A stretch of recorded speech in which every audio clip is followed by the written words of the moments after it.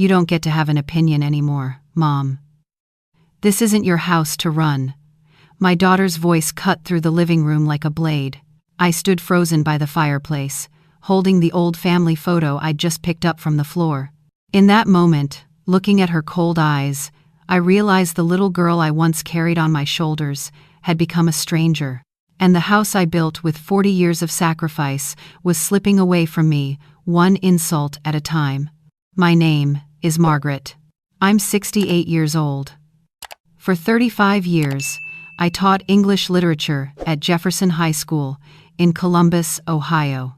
I raised 2 children alone after my husband passed from a heart attack when our youngest was only 7. Every paycheck went into this house, into their education, into making sure they never felt the absence of their father too deeply. My son, William, moved to Seattle after college.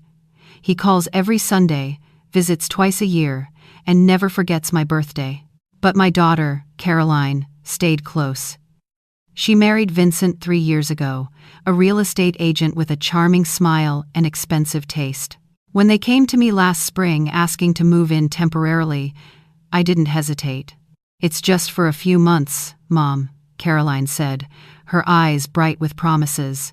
"Vincent's business is slow right now, and we need to save for a down payment.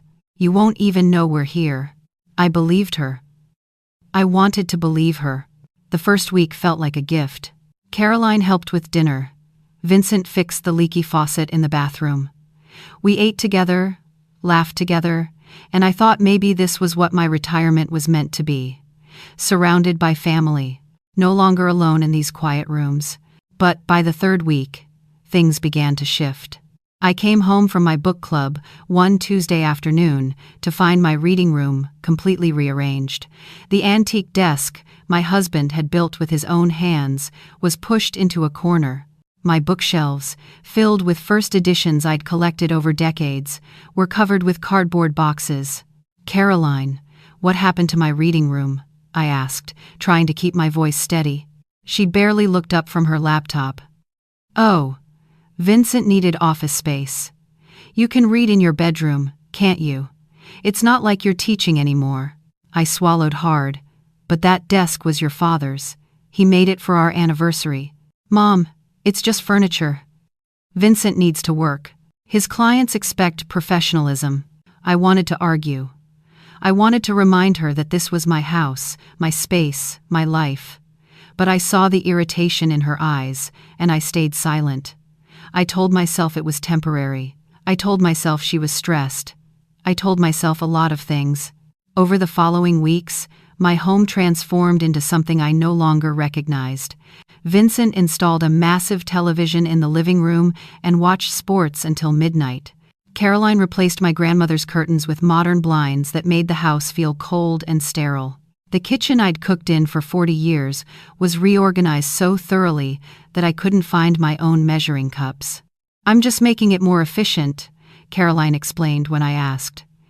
"You had things in the strangest places." "I knew where everything was," I said quietly.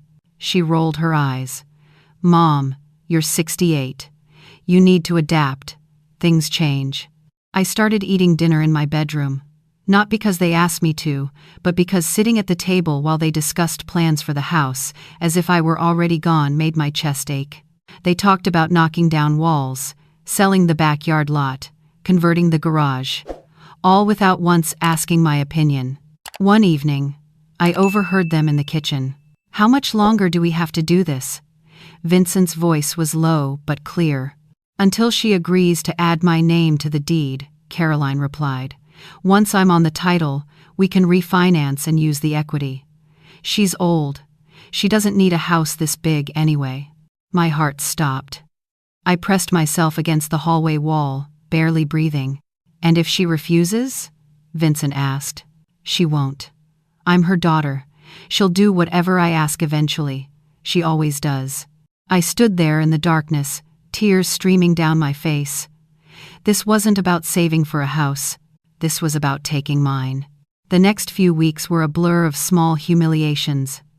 Vincent started parking in my spot in the garage, forcing me to leave my car in the driveway. Caroline gave away my winter coat to charity without asking, claiming it was too old. They had friends over every weekend, filling my home with strangers who looked at me like I was the guest. I tried talking to Caroline alone one Sunday morning. "Sweetheart, I've been thinking. Maybe it's time you and Vincent found your own place.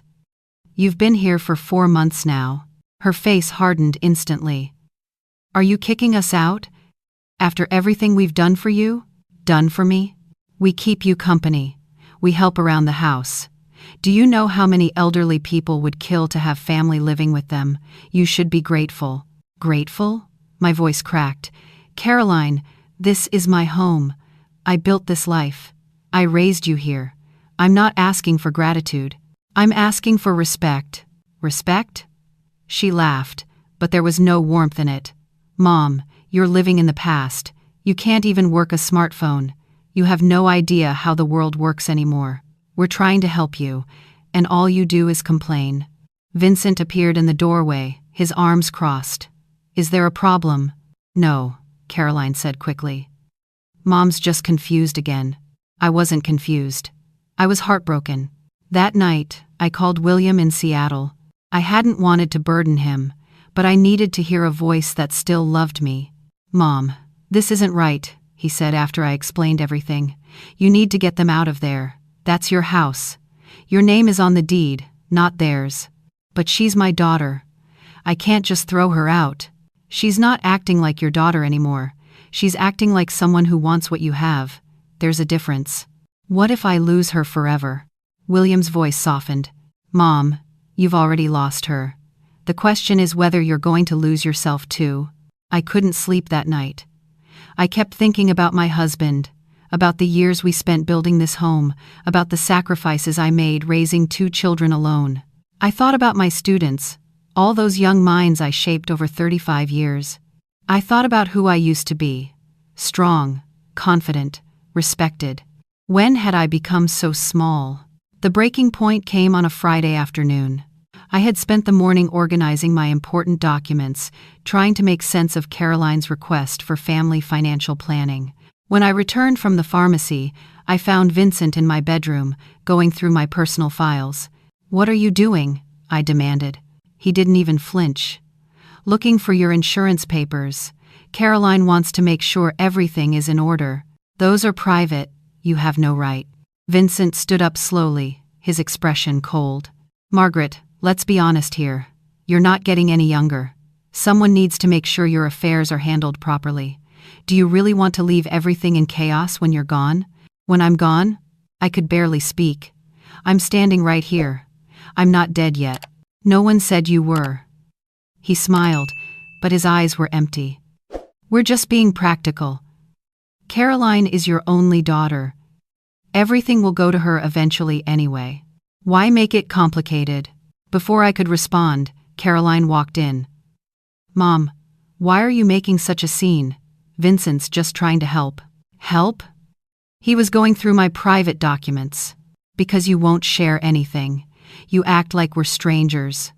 We're your family. Family doesn't scheme to take someone's home," I said, my voice shaking. "Family doesn't treat their mother like she's already in a grave." Caroline's face went red with anger. "You know what, Mom? I'm sick of this. I'm sick of your paranoia, your clinging to the past, your refusal to accept reality. This house is too big for you.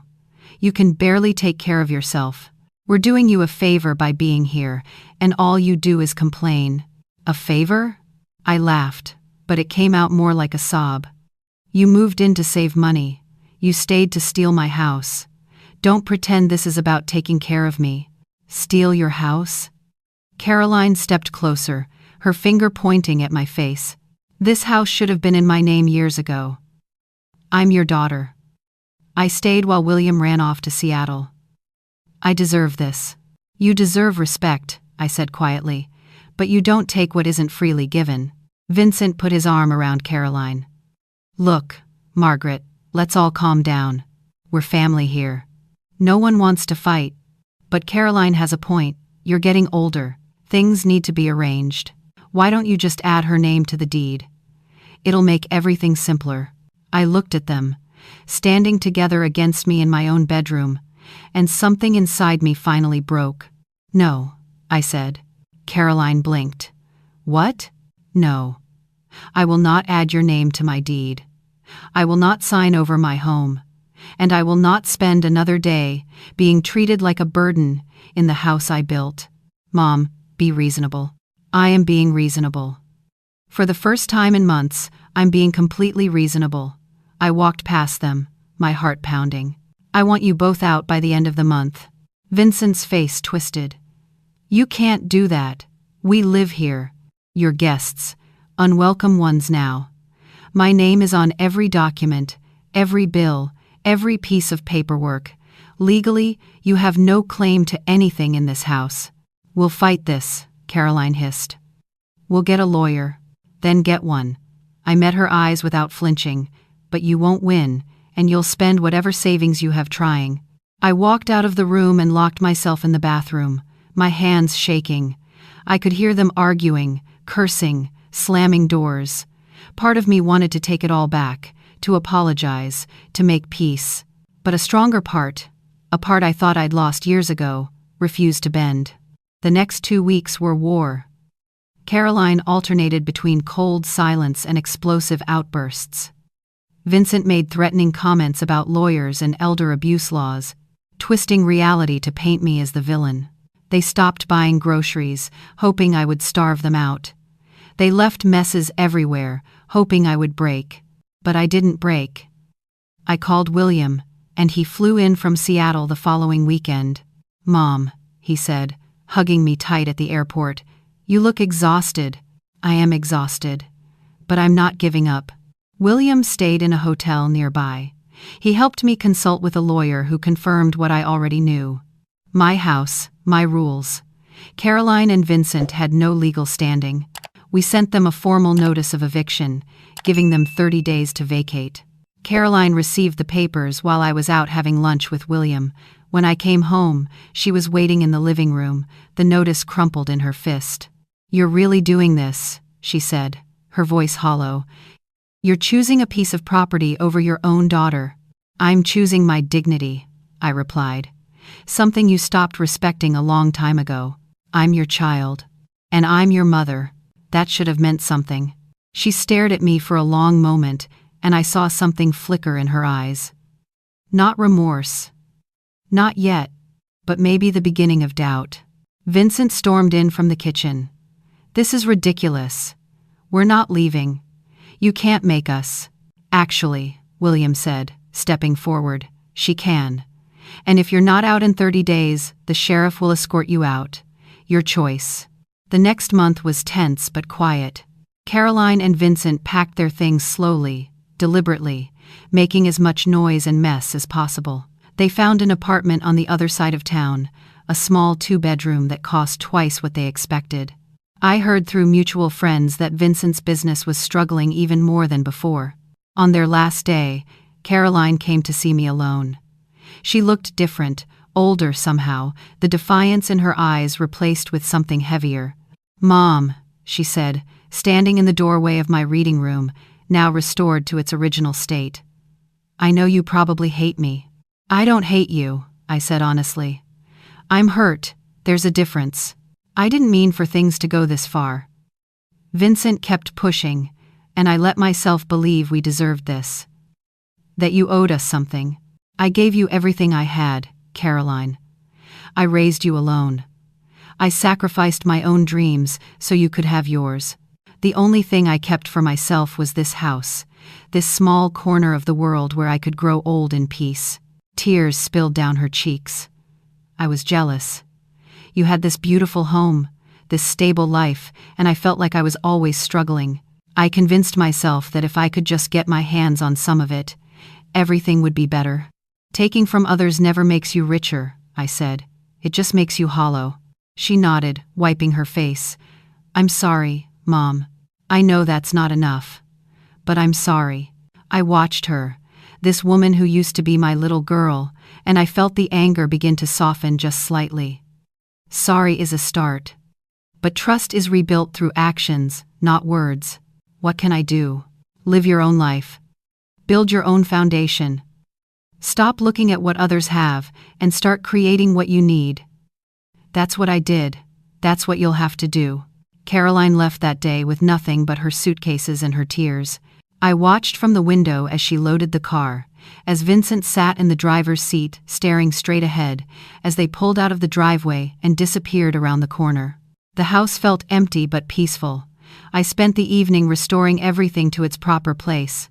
My husband's desk returned to the center of the reading room. My grandmother's curtains went back up. The kitchen was reorganized exactly as I liked it. For the first time in months, I slept through the night. The following weeks were a slow return to normalcy. William visited again, this time bringing his wife and their 2 boys. The house filled with laughter and chaos, the good kind, the kind that makes a home feel alive. Grandma, my oldest grandson, asked one afternoon, "Why did Aunt Caroline leave?" I knelt down to his level. Sometimes people make mistakes, and sometimes they need time away to understand what they've done wrong. But family never really leaves, not in our hearts. He hugged me, his small arms barely reaching around my waist, and I held him tight. A month later, I received a letter from Caroline. Not an email, not a text, but a handwritten letter on plain white paper. "Dear Mom," it began. "I've been doing a lot of thinking since we moved out. Vincent and I are going to marriage counseling. He finally admitted that the plan to get your house was mostly his idea, but I can't blame him for everything. I went along with it. I wanted to believe I deserved what you had without working for it." The letter continued, page after page, detailing her realizations, her regrets, her hopes for the future. She didn't ask to move back in. She didn't ask for money. She only asked if, someday, we might have lunch together. I wrote back a single line, "Call me on Sunday." She did. And we talked for 2 hours. Not about the house, not about the eviction, but about her childhood, about her father, about the years when we were happy. By the end, we were both crying. "I miss you, Mom," she whispered. "I miss who you used to be," I admitted. "But I believe you can find her again." The rebuilding took time. Caroline came to dinner once a month, always alone at first. She brought flowers, helped with dishes, asked about my life without an agenda. Slowly, cautiously, I began to trust her again. Vincent never came. Their marriage, I learned later, didn't survive the strain. Caroline filed for divorce 6 months after they moved out. She told me it wasn't just about what happened with me, but that situation had revealed who he really was. "I ignored the red flags," she admitted one Sunday afternoon, sitting in my reading room where my husband's desk stood proud and polished. He was always calculating, always looking for the next advantage. I thought it was ambition. Turns out it was just greed. "We all make mistakes in love," I said gently. "The important thing is learning from them." A year after the eviction, Caroline helped me host Thanksgiving. William flew in with his family. My old colleagues from the school stopped by. The house overflowed with warmth, with food, with the kind of chaos that fills an old woman's heart with joy.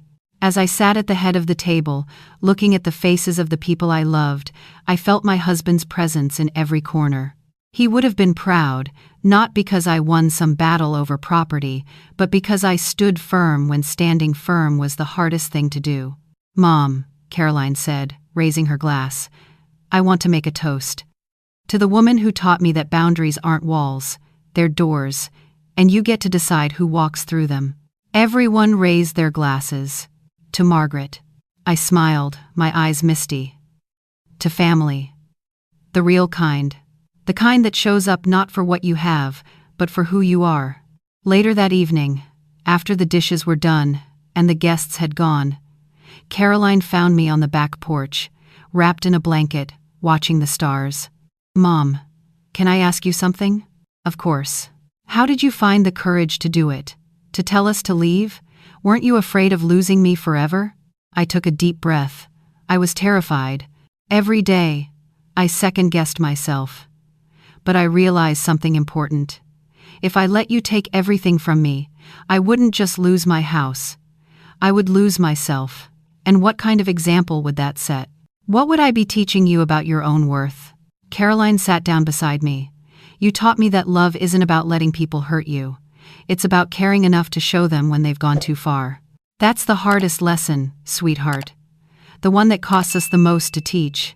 We sat in silence for a long while, mother and daughter, two women who had walked through fire and come out the other side. I'm grateful, Caroline said finally, that you didn't give up on me, that you gave me a chance to come back. You're my daughter, I replied. No matter how far you wander, there's always a path home. Today, 3 years later, Caroline lives in a small apartment she bought with her own savings. She teaches art at a community center and calls me every Wednesday. William and his family visit every summer. My grandson is learning to play piano, and I'm told I'll be a great-grandmother by next spring. The house is still mine. Every room, every corner, every memory. But it doesn't feel like a fortress anymore. It feels like what it was always meant to be, a home. A place where love lives, where boundaries are respected, and where an old woman can look back on her life and know that when it mattered most, she chose herself. Some people might think that's selfish. I think it's survival. Because here's what I've learned in my 68 years. You cannot pour from an empty cup. You cannot light the way for others if your own flame has gone out. And you cannot teach your children to respect themselves if you don't respect yourself first. That night when Caroline told me I didn't get to have opinions anymore, something in me died, but something else was born. A voice that said, enough. A strength that said, no more. A love for myself that I had buried under decades of sacrifice. Standing up for myself didn't destroy my family. It saved it, because in the end, a relationship built on silence and submission isn't a relationship at all. It's a transaction, and I am worth more than what I can give away. So if you're out there listening, feeling invisible in your own life, wondering if you'll ever be seen again, I want you to know this. It's not too late. It's never too late to say, this is my house, this is my life, and I will not be erased. The people who truly love you will stay.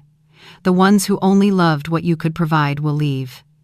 And in that leaving, you will find out who belongs at your table. Have you ever had to set boundaries with the people you love? Did it feel like the end, or the beginning? I'd love to hear your story. Share it in the comments below.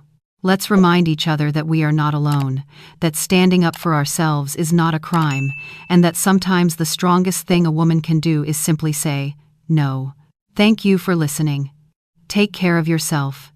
And remember, you are worthy of respect, not just from others, but from yourself most of all.